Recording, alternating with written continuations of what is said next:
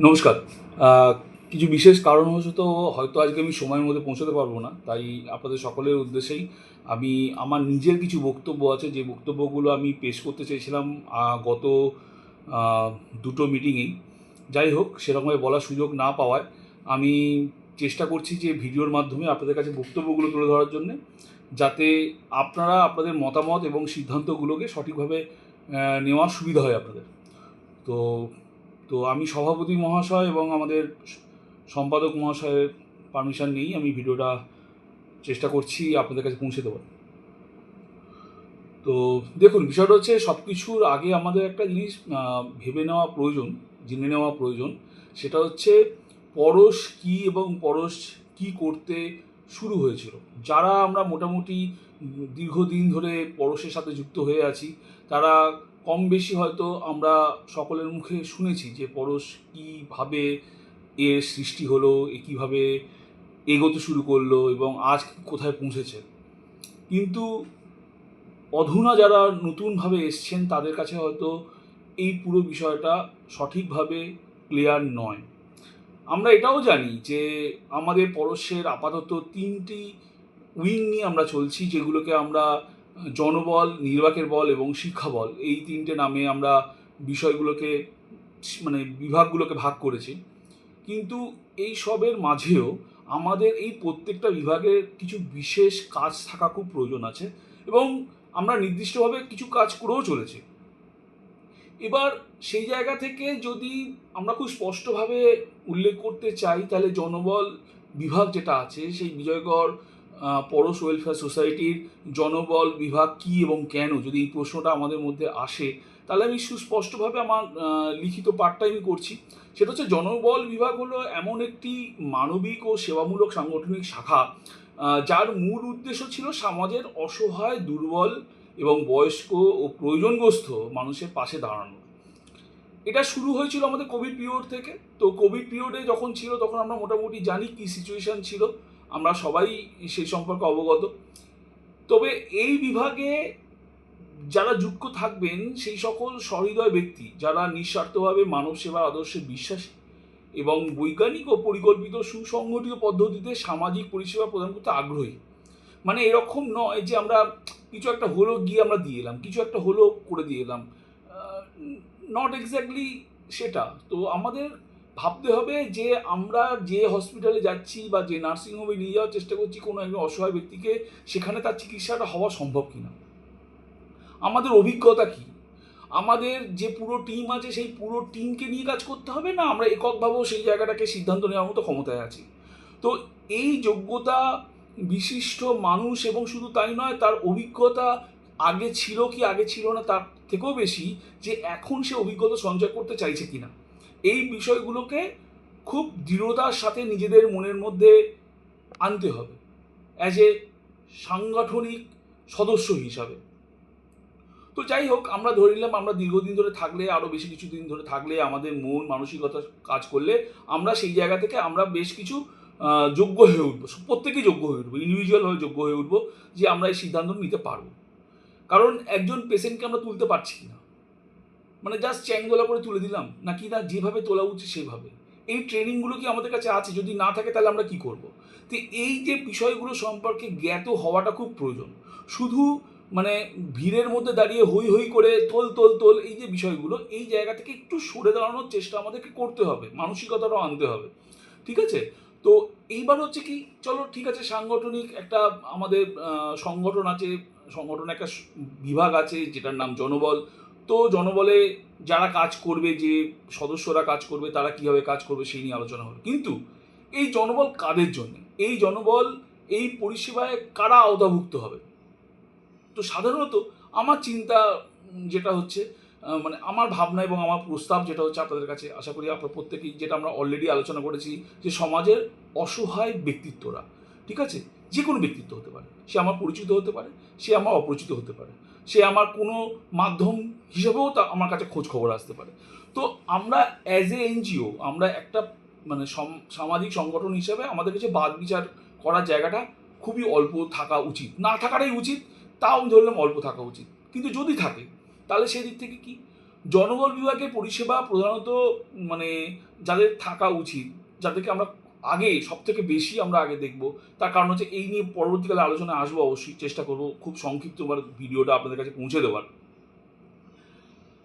যেটা হচ্ছে সংগঠনে যারা সদস্য, মূল সদস্য যারা যারা আমরা কাজ করছি, আপনি আমি আরও যারা আছেন, যারা মূল সংগঠনের সদস্য এবং তাদের পরিবারবর্গ। কারণ একটা কথা আছে যে চ্যারিটি বিগিনস অ্যাট হোম। তো আমরা যদি আমাদের নিজেদের ঘরটুকু সামলাতে না পারি, আমরা বাইরের দুনিয়া সামলে কেঁদে কোনো লাভ নেই। আমরা আগে আমাদের পরিবার সামলাতে হবে। আমাদের আমাদের পরিবারের প্রত্যেকটা সদস্যের প্রয়োজন। আমাদের পড়োশে যে পরিবার তৈরি হয়েছে, সেই পড়োশের পরিবার, এই আমাদের যে সাংগঠনিক বন্ধুরা তৈরি হয়েছে, তাদের পাশে আগে দাঁড়ানোর চেষ্টাটা করতে হবে। এই মানসিকতাটা আগে নিয়ে আসতে হবে। মানে আমরা রাস্তা থেকে একজন ভিখারিকে তুলে নিলাম, রাস্তা থেকে একজন অসহায়কে তুলে নিলাম, কিন্তু আমরা দেখছি আমার নিজের ঘর আমাদের পুরো আলগা হয়ে আছে, যেটাকে বলে ঘর আমি ঘর ছাড়া। তো সেটা যাতে না হয়, সেই কারণে আমার প্রথম যে মূল কথাটা আছে সংগঠনের সদস্য ও তাদের পরিবারবর্গ। মানে আমার সংগঠনে যে সদস্য আছে তাকে আমি খুব করলাম, আর তার পরিবারে কিছু হয়ে গেল তাকে ভুলে গেলাম, তাহলে কিন্তু সেই সদস্যটা সে তারও মন ভেঙে যাবে, সে হয়তো আর কোনোদিন আমাদের সাথে থাকবে না। তো ফলে সংগঠনের সদস্য তাদের পরিবারবর্গ এটা রাখতে হবে। এবং সদস্যপদ গ্রহণকারী ব্যক্তি, আমাদের দেখে অনুপ্রাণিত যে ব্যক্তি হয়েছেন, যে সদস্য হয়েছেন, যে আমাদের দেখে মনে হচ্ছে আমাদের কাজকর্ম খুব ভালো, আমাদের সে হঠাৎ করে যুক্ত হলো, যে সদস্যপদ গ্রহণকারী ব্যক্তি হলো, তিনি সদস্য নন, তিনি কিন্তু খেটে খাওয়া মানুষ, আমাদের মতো খেটে কাজ করছেন না, কিন্তু তিনি সদস্যপদ গ্রহণ করলেন, তিনি কিছুর বিনিময়ে সদস্যপদ গ্রহণ করলেন। আমাদের শর্ত অনুযায়ী যা শর্ত আছে, যে সদস্যপদ গ্রহণ করলেন সেই সদস্যপদ গ্রহণকারী ব্যক্তি, এবং ওই তিনি যখন সদস্যপদ গ্রহণ করছেন, তিনি যে যে শর্তের আওতাভুক্ত হচ্ছেন, সেই শর্তের অনুযায়ী সেই ব্যক্তিরাও হতে পারে তার পরিবারের প্রত্যেকটা সদস্য হতে পারে, কারণ তিনি সেই শর্তে সই করছেন। ঠিক আছে, তো কি শর্ত সেটা নিয়ে আমরা পরবর্তীকালে আলোচনা করব। হয়তো পুরো জিনিসটা আমি এই পুরো একটা ভিডিওর মধ্যে আলোচনা করতে পারবো না, আপনাদেরও সময়ের অনেক মূল্য আছে। তো সংগঠনের এবং তৃতীয়, সংগঠনের নিয়মিত সক্রিয় সদস্যবৃন্দ, মানে যারা নিয়মিত সংগঠনের সাথে যুক্ত, যারা আসছে, মিটিংয়ে অংশগ্রহণ করছে, তার বক্তব্য রাখছে, তার প্রস্তাব রাখছে, কাজ করছে, সংগঠনের বিভিন্ন ক্ষেত্রে কাজ করছে, সেই সংগঠনের নিয়মিত ও সক্রিয় কর্মী সদস্যবৃন্দ, যারা কর্মী, যারা সদস্যপদ গ্রহণ করেনি কিন্তু কর্মী। ঠিক আছে। 4, সংগঠনের কার্য পরিসরের মধ্যে বসবাসকারী সাধারণ মানুষ, মানে সংগঠনের কার্য পরিসর ইন দ্য সেন্স আমরা বলতে চাইছি যে রেডিয়াসটা, আমাদের পড়োশ, আমাদের অ্যাড্রেস হচ্ছে সীমিত মানে বিজয়গড় 5-এ, তো এর থেকে যে রেডিয়াসটা আমরা করব 1 কিলোমিটার, 2 কিলোমিটার, 3 কিলোমিটার, 5 কিলোমিটার, যেটা আমরা সিদ্ধান্ত নেব, সেই সিদ্ধান্তের মধ্যে যে আমাদের কাজের পরিসরটা তৈরি হবে, সেখানে বসবাসকারী প্রতিটা সাধারণ মানুষ আমাদের পরিষেবার আওতাভুক্ত হবে। যদি তারা আমাদেরকে প্রয়োজন মনে করেন, তাদের প্রয়োজন আমাকে ডাকার, তারা যদি প্রয়োজন মনে করে তাদের প্রয়োজন আমাকে রাখার, আমরা পৌঁছে যাব তাদের ডাকে। 5, সংগঠনের সদস্য বা সদস্যপদ গ্রহণকারী ব্যক্তির সুপারিশকৃত ব্যক্তি, মানে ধরুন আমি সদস্য বা আপনি সদস্য, আমার বাড়ির যে কাজের মানুষটা আছেন, যিনি আমার বাড়ির ড্রাইভার, গাড়ি চালান, যে চালকটা আছেন, সে আমার পরিসরের মধ্যে থাকে না, ঠিক কথা, তার সাথে আমার পরিচয় নেই, সে আমার মেম্বারশিপ নেয়নি, কিন্তু আমি মেম্বার, আমি তাকে রেফার করলাম, দাদা যে প্লিজ যদি ও একটু অসহায় আছে, একটু ওনাকে আপনার প্রয়োজন আছে, আপনারা আসুন, আমাদের যাওয়া উচিত। কারণ আমরা যদি সেই ক্ষেত্রে যদি না যাই, তাহলে যিনি আমার মেম্বার তিনি ক্ষুণ্ণ হতে পারেন। সিদ্ধান্তটা আপনাদের, আমি আমার প্রস্তাব দিচ্ছি, ঠিক আছে। এবং এবং বিশেষ ক্ষেত্রে পরিচালনা সমিতির অনুমোদিত অন্য কোনো ব্যক্তি, ধরুন এখন একটা ঘটনা ঘটলো, একটা বড় সড়ো ঘটনা ঘটলো, আমাদের আওতার বাইরে ঘটলো, আমাদের সদস্য সংখ্যার বাইরে ঘটলো, আমাদের কেউ ডাকেনি, কিন্তু আমাদের চোখের সামনে ঘটলো একটা ঘটনা। সেই ঘটনাটা তারা যদি পরিচালনা সমিতি যদি মনে করে যে এই ঘটনার সাথে আমাদের যুক্ত হওয়ার প্রয়োজন, এই পরিষেবাটা আমাদের দেওয়া প্রয়োজন, আমাদের নীতিগতভাবে প্রয়োজন, আমরা ঝাঁপাবো।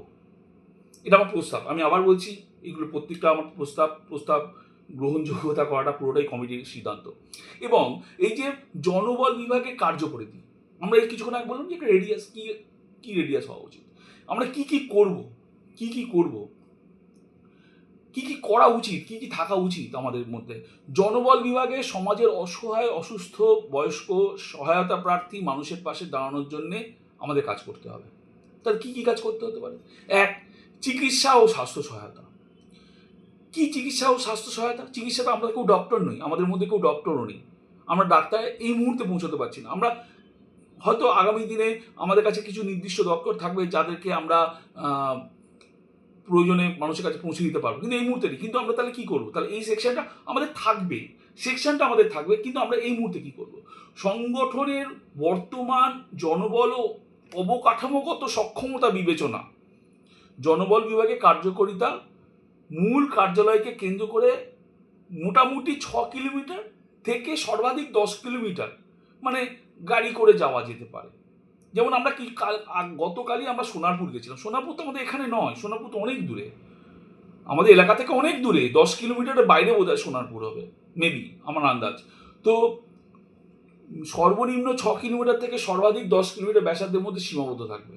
আমরা এই জায়গাটাকে কভার করব এবং এই জায়গাটার মধ্যে আমাদের মেম্বার্স তৈরি হবে, এই জায়গাটার মধ্যে আমাদের আরও শাখা প্রশাখা তৈরি হবে, যারা আমাদের এইখানকে কেন্দ্র করে তারা স্থানীয় কাজ করবে।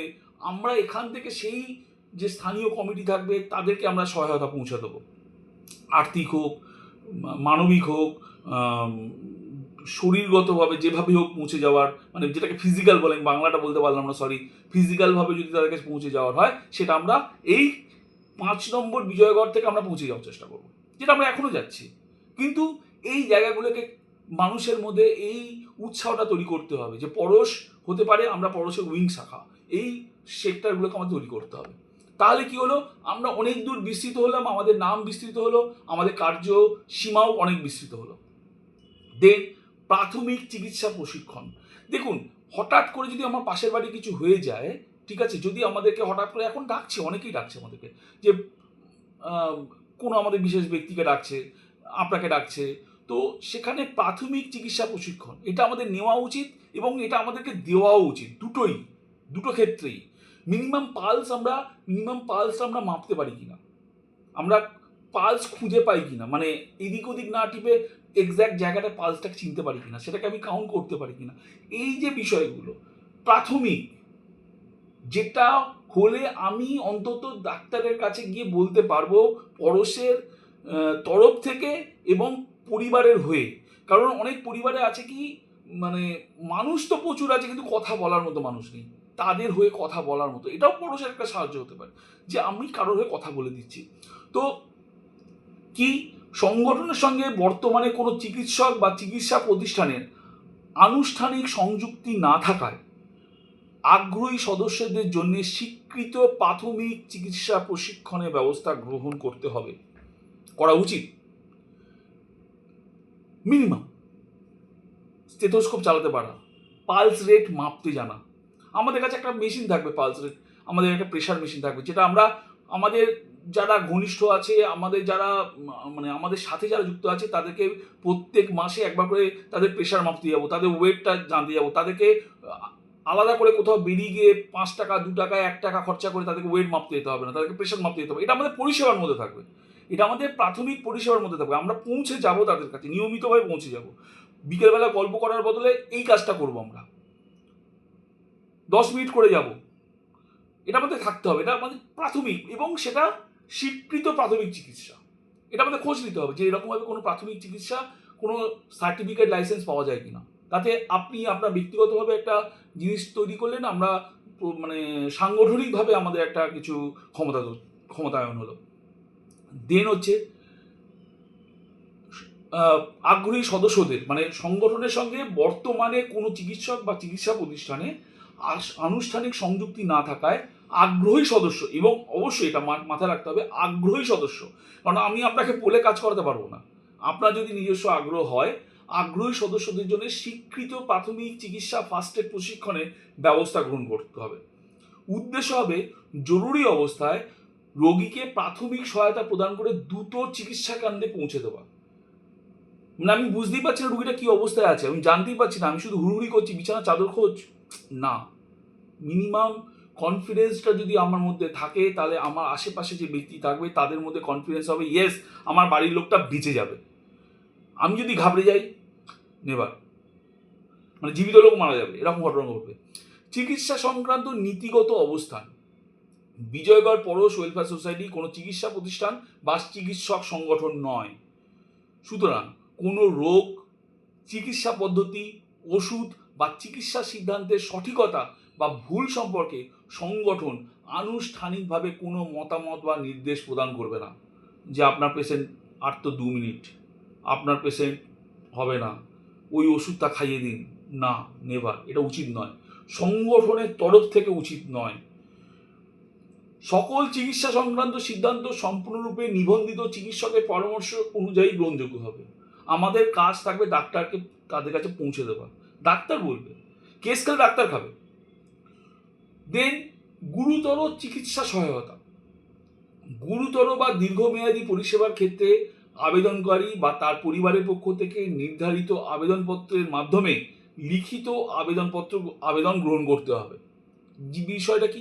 বিষয়টা হচ্ছে, ধরুন একটা পেশেন্ট আছে, সে পেশেন্টটার চিকিৎসা সংক্রান্ত তার কাছে যেতে হবে, তার কাছে আসতে হবে, তার খাবার দিতে যাওয়া হোক বা তার চিকিৎসার জন্য খোঁজ খবর নিতে যাওয়া হোক, হয়তো বয়স্ক পুরুষ মানে সদস্যটি হসপিটাল ভর্তি আছে, ওনার যে ওয়াইফ আছে তিনি বাড়িতে আছেন, তিনি যাতায়াত করতে পারেন, রাস্তাঘাট চিনতে পারেন না, ওনার হয়ে আমরা খোঁজ খবর নেব, কিন্তু সেটা লিখিত হয়ে দিতে হবে। মানে কাকু কাকিমা আপনার হয়ে যাচ্ছি না, নেভার। পরশ যদি কাজ করে লিখিত আবেদন আমাদের কাছে থাকতে হবে, বা আমাদের কাছে লিখিত ফরম্যাট থাকবে, সেই ফরম্যাটে তাকে সই করতে হবে। বিষয়টা কি? আমি আবার বলছি, গুরুতর বা দীর্ঘমেয়াদী পরিষেবার ক্ষেত্রে আবেদনকারী বা তার পরিবারের পক্ষ থেকে নির্ধারিত আবেদনপত্রের মাধ্যমে লিখিত আবেদন গ্রহণ করতে হবে। অনুমোদনের পর সংগঠন নিম্নলিখিত সহায়তা প্রদান করতে পারবে। কি জিনিস? চিকিৎসা কেন্দ্রে যাতায়াতের সহায়তা, ওষুধ সংগ্রহে সহায়তা, মানে তিনি প্রেসক্রিপশন দেবেন, আমরা ওষুধটা নিয়ে গিয়ে তার কাছে পৌঁছে দেবো। হাসপাতালে ভর্তি সংক্রান্ত প্রস্তুতি, এক হসপিটাল থেকে এক হসপিটাল, বাড়ি থেকে হসপিটাল, যেটাই হবে সেটা আমরা তখনই করব যখন উনি আমাকে একটা লিখিত আবেদনপত্র দেবেন। হ্যাঁ, হতে পারে যে 5 মিনিট পরে দিচ্ছে, 10 মিনিট পরে দিচ্ছে, আধ ঘন্টা পরে দিন, দ্যাটস ওকে, কিন্তু প্রসেসটা থাকতে হবে, এই প্রসেসটা নিয়মের মধ্যে থাকতে হবে। দেন নিয়মিত খোঁজ খবর ও মানবিক সহায়তা। কাকিমা আপনি ঠিক আছেন তো? কাকু তো হসপিটালে ভর্তি আছে, কোনো অসুবিধা নেই তো। 5 জরুরি পরিষেবার সঙ্গে যোগাযোগ স্থাপন, মানে হসপিটাল, অ্যাম্বুলেন্স, বাকি যা কিছু আছে, ব্লাড ডোনেট, যা কিছু আছে। দেন কি 5 নম্বর পয়েন্ট, বয়স্ক ও বিশেষ সহায়তা পরিষেবা। অনেক প্রবীণ নাগরিক শারীরিক সীমাবদ্ধতার কারণে দৈনন্দিন প্রয়োজনীয় কাজ সম্পাদনের সমস্যার সম্মুখীন হন।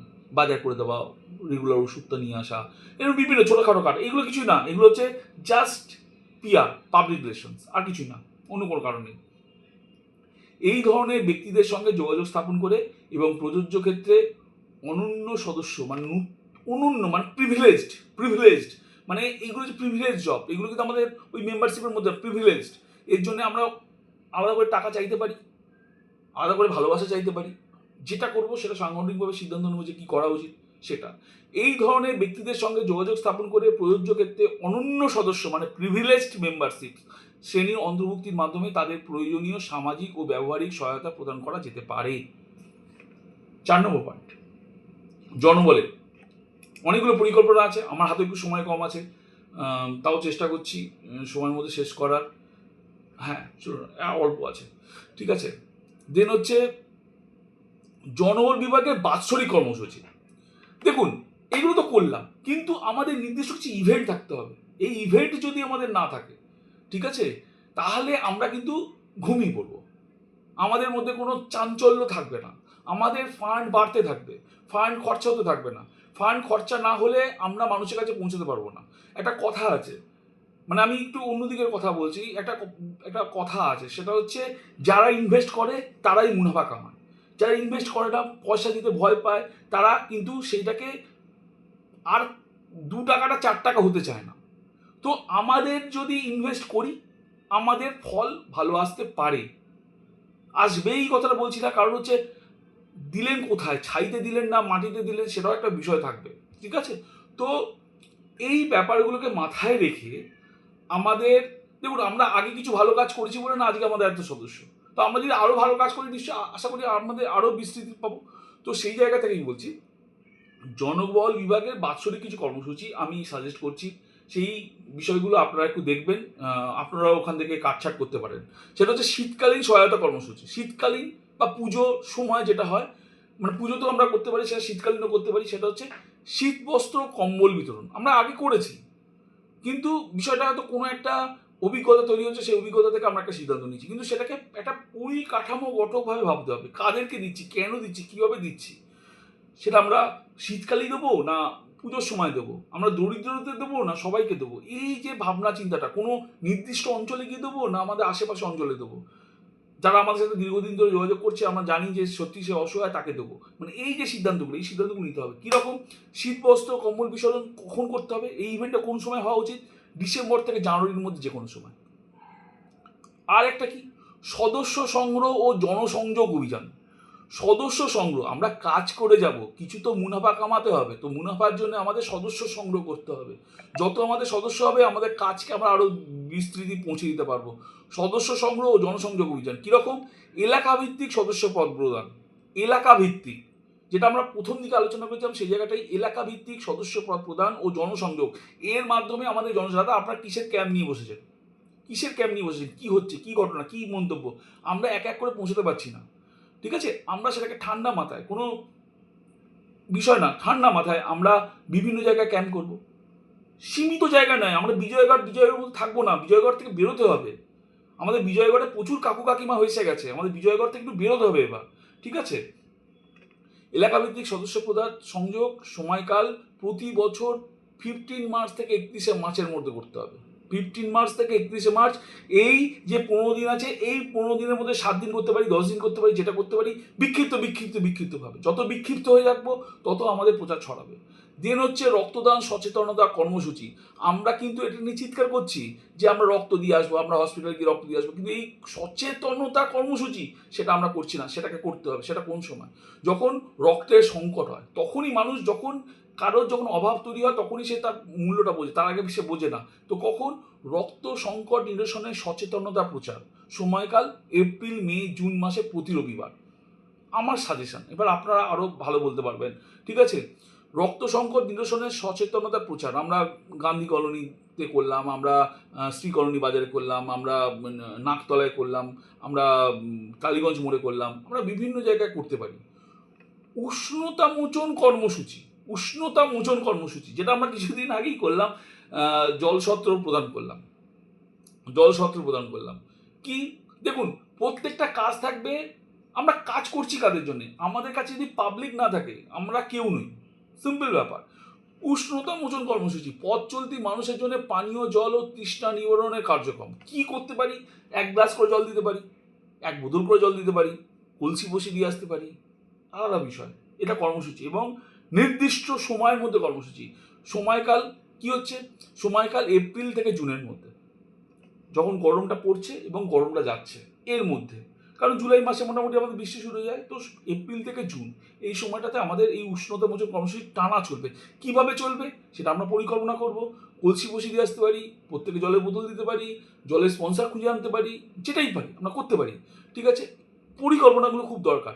সামাজিক সহায়তা কর্মসূচি, সামাজিক সহায়তা কর্মসূচি বলতে কি, দুস্থ প্রান্তিক পরিবারের খোঁজ খবর গ্রহণ।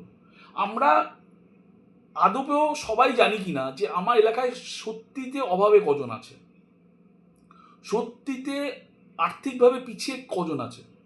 মানে ছেঁড়া জামা প্যান্ট পরছে বলে সে আর্থিকভাবে কিছু না, আমিও ছেঁড়া জামা প্যান্ট পরে ঘুরে বেড়াই, তো তার মানে আমি খুব গরিব নই। তো বিষয় জায়গাটা ভাবতে হবে, দুস্থ প্রান্তিক পরিবারের খোঁজ খবর গ্রহণ। সেটা যদি খোঁজ খবর পাই, তাহলে আমরা শিক্ষা বলে সেই বাচ্চাটা পাবো। আমরা যদি এই জায়গাটা না পাই, তাহলে কিন্তু ওটা পাবো না। ওই বিষয়ে আমরা পরে আসবো, আজকে আমি পারবো না, কারণ প্রায় 30 মিনিট হতে চলছে, তো 24 মিনিট হয়ে গেছে। তো আমার চিন্তা ভাবনা এরকম জায়গা আছে, দুস্থ প্রান্তিক পরিবারের খোঁজ খবর গ্রহণ। আমরা যদি গিয়ে পৌঁছাই যে আপনি সত্যি দুস্থ, তাহলে ঠিকঠাক বাচ্চাটা আমাদের কাছে পড়তে আসতে পারে। আর যদি দেখি যে একজন এসে বায়না করলো আমি খুব গরিব, আদৌ সে গরিব নাও হতে পারে। তো এই যে ব্যাপারটা, এটা আমাদেরকে পৌঁছাতে হবে, সময় করে করে পৌঁছাতে হবে। এবং জরুরি প্রয়োজনে ওষুধ ও সামাজিক সহায়তা প্রদান। কিছু স্পন্সার্ড মেডিসিন থাকবে আমাদের কাছে, মানে আমরা স্পন্সার্ড করব। ঠিক আছে, নির্দিষ্ট কিছু ওষুধ, যে ওষুধগুলো তাদেরকে কিনতে হবে না, সেই অসহায় ব্যক্তিগুলো কিনতে হবে না, সেগুলো আমরাই দিতে পারি। কিংবা সামাজিক সহায়তা প্রদান, কিছু সামাজিক যেটা আমরা অলরেডি করেছি সেগুলোকে একটা পরিকল্পনা মাফিক করতে হবে। এবং এটা চলবে কবে? সারা বছর, সারা বছর খুঁজবো আমরা, প্রত্যেকটা দিন খুঁজবো। উল্লেখ্য, দেখুন কে কজন খুঁজে পেলো, খুঁজে পেলাম না, সেটা বড় বিষয়টা না, কিন্তু চলতে থাকবে, প্রক্রিয়াটা চলতে থাকবে। আপনার মাধ্যমে হতে পারে, আপনার বন্ধুর মাধ্যমে হতে পারে, যেভাবেই হতে পারে, চলতে থাকবে। ভবিষ্যৎ পরিকল্পনা, আমরা আগামী দিনে কি কি করতে পারি? আগামী দিনে করতে পারি চিকিৎসক নেটওয়ার্ক গঠন, অঞ্চলে সহৃদয় স্বনামধন্য। দেখুন এই পরিকল্পনাটা নতুন নয়, এই রকম পরিকল্পনা সারা পৃথিবীতে মডেল আছে, সারা পশ্চিমবঙ্গে মডেল আছে। তো আমরা কোনো নতুন মডেল তৈরি করছি না, কিন্তু আমরা আমাদের চেষ্টাটা বলছি। সেটা হচ্ছে চিকিৎসক নেটওয়ার্ক গঠন, অঞ্চলে সহৃদয় ও স্বনামধন্য চিকিৎসকদের সঙ্গে সুসম্পর্ক গড়ে তুলে প্রয়োজন অনুসারে রোগীদের কাছে তাদের পরিষেবা পৌঁছে দেওয়ার ব্যবস্থা করা। 1 2 অ্যাম্বুলেন্স পরিষেবা সংযোগ, কমপক্ষে 10টি নির্ভরযোগ্য অ্যাম্বুলেন্স পরিষেবা যোগাযোগ তথ্য সংরক্ষণ, মানে আমাদের কাছে থাকবে, যখনই কেউ ডাকবে আমরা তাকে ফোন করবো, সে চলে আসবে, সেইভাবে যোগাযোগ রাখতে হবে। কমপক্ষে 10টি নির্ভরযোগ্য অ্যাম্বুলেন্স পরিষেবা যোগাযোগ তথ্য সংরক্ষণ এবং সংশ্লিষ্ট কর্তৃপক্ষের সঙ্গে আনুষ্ঠানিক সমন্বয় স্থাপন করা, তাদের সাথে যেন আমাদের রিলেশনটা ভালো থাকে। মানে আমরা যে কথা বলবো বা যারা কথা বলবো তাদের সাথে রিলেশনটা যেন ভালো থাকে, মানে এক ডাকে যেন তারা আসতে, তাদের ভাড়া লাগবে ঠিক কথা, কিন্তু একটা থাকে না পাবলিক রিলেশনস, তা সমন্বয় স্থাপন করা, যাতে জরুরি পরিস্থিতিতে দ্রুত পরিষেবা নিশ্চিত করা যায়। হ্যাঁ দাদা আসছি, এই যে বিষয়টা, এই বিষয়টা যেন আমরা তাদের কাছে শুনতে পাই। রক্ত সহায়তা নীতিমালা, এটা আমরা অলরেডি মেনটেন করছি, আমাদের কাছে আছে, আলিশা এটাকে মেনটেন করছে এই মুহূর্তে। রক্তদান একটি মানবিক উদ্যোগ, খুব ভালো কথা, আমরা রক্ত দিয়েছি, অনেকের কাছে ছবি টবি পোস্ট করেছি, তবে এর ব্যবস্থাপনা অবশ্যই সুশৃঙ্খল ও তথ্যভিত্তিক হতে হবে। রক্ত সহায়তা ক্ষেত্রে নিম্নলিখিত বিষয়গুলি যাচাই করা খুব প্রয়োজন, যেমন হচ্ছে আবেদনকারীর পরিচয়, 2 রোগীর অবস্থান, রোগী কোথায় আছে, কোথায় থাকে, কোথা থেকে বলছে, কারণ যে কেউ রক্ত চেয়ে আসতে পারে, রক্তের বিশাল দাম, ঠিক আছে। রোগীর অবস্থান, যোগাযোগকারী পরিচয়, যিনি যোগাযোগ করছেন তিনি কে, তার সাথে রোগীর কী সম্পর্ক, তার সাথে আমার কী সম্পর্ক, এই যোগাযোগ যদি না থাকে রক্ত বিলিয়ে দেওয়া যাবে না। রক্ত তোমার কাছে গেলেও যেমন দামি, রক্ত আমার শরীরে থাকলেও সেটাও দামি। এবং সংগঠনের সঙ্গে সম্পর্ক এবং তার সাথে সংগঠনের সাথে তার কি রিলেশনশিপ, এই যে রিলেশনশিপ আমরা আগেই আলোচনা করেছিলাম যে আমরা কোথায় কোথায় যাব, কার কার জন্য যাব, কীভাবে যাব, সেই বিষয়টা। সদস্য বা সদস্যের সুপারিশ ব্যতীত অন্য ব্যক্তিদের ক্ষেত্রেও মানবিক বিবেচনায় সহায়তা প্রদান করা যেতে পারে। মানে মানবিক বিবেচনা, আমি যেটা বলেছিলাম, আমাদের আগেও আলোচনা হয়েছে যে সদস্য বা সদস্যের সুপারিশ ব্যতীত, যেটা অনেক একটা কিছু ঘটনা ঘটে, স্বাধীন ঘটনা ঘটে গেল, ঠিক আছে, ব্যক্তিদের ক্ষেত্রে মানবিক বিবেচনায় সহায়তা প্রদান করা যেতে পারে, তবে সেই ক্ষেত্রে নির্ধারিত শর্তাবলী ও যাচাই প্রক্রিয়া অনুসরণ করতে হবে। এই যে আমরা আগে বলেছি কী কী শর্ত থাকবে, সেই শর্তগুলো মেনে চলতে হবে। কী কী শর্ত সেটা আমার কাছে তৈরি আছে, একটু সময় কম আছে, আমি করতে পারছি না এই মুহূর্তে, বলতে পারছি না, পরের ভিডিওতে আমি অবশ্যই বলবো। এই নীতিমালার উদ্দেশ্য, এই যে যত নীতিমালা বললাম এত কিছু, এই নীতিমালার উদ্দেশ্য হচ্ছে পরিষেবায় স্বচ্ছতা, জবাবদিহিতা, মানে আপনি যদি জবাব দিতে পারেন, এবং সুষ্ঠু ব্যবস্থাপনা নিশ্চিত করা, মানে ওয়েল অ্যাডমিনিস্ট্রেটিভ প্রসিডিওর। এবং আমার কাছে যেটা বাকি রয়ে গেল আপনাদের সাথে শেয়ার করা, সেটা হচ্ছে নির্বাকের বল বিভাগ সম্পর্কে কিছু বলা, যেটা আমার কাছে অলরেডি করা আছে, চেষ্টা করবো আমি একটু রাতের দিকে বলার, আমি নিজে একটু দপ্তরের কাছে যাচ্ছি তো। এবং শিক্ষাবল বিভাগ সম্পর্কে সেক্ষেত্রেও আমার কিছু পরিকল্পনা আছে, সেটাও আমি অবশ্যই শেয়ার করবো। তবে 30 মিনিট আপনাদের সময় নিলাম, আপনাদের আলোচনা করতে নিশ্চয়ই আরও 1 ঘন্টা 1.5 ঘন্টা লাগবে। Enjoy, thank you.